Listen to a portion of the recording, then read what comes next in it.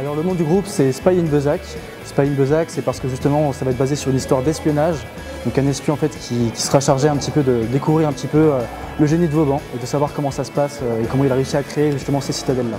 On a élaboré un peu des outils de médiation qui existent déjà et par la suite on a essayé du coup de les adapter aux différentes choses, aux différents éléments qu'on a à mettre en avant. Et puis on a fait une forme hybride, on a mélangé pas mal de choses et puis au final on a atteint quelque chose, on a donné naissance à un bébé qui tient la route. Aujourd'hui on en est au stade de vraiment réaliser le scénario et réaliser également les énigmes, donc les rédiger.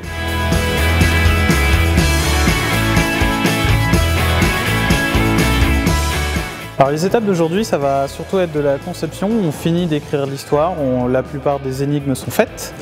Et maintenant, en fait, ça va être de la mise en place. Il y a notamment Hugo qui fait toute l'application sur Internet et qui va réaliser toute la partie où les personnes vont être le plus en contact avec.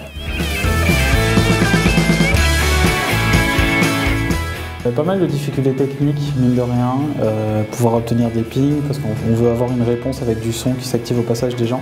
C'est un peu compliqué à faire. Après on a trouvé pas mal d'improvisation, on nous a proposé beaucoup de choses pour s'en sortir et on est arrivé à faire globalement ce qu'on voulait faire. On a eu un seul groupe pour l'instant, ce qui est encore assez tôt, mais le groupe qui est venu en tout cas avait l'air assez enthousiaste de s'être pris dans le jeu et je suis plutôt content par rapport à ça. On propose quelque chose d'assez différent où l'intérêt en fait c'est d'être entraîné.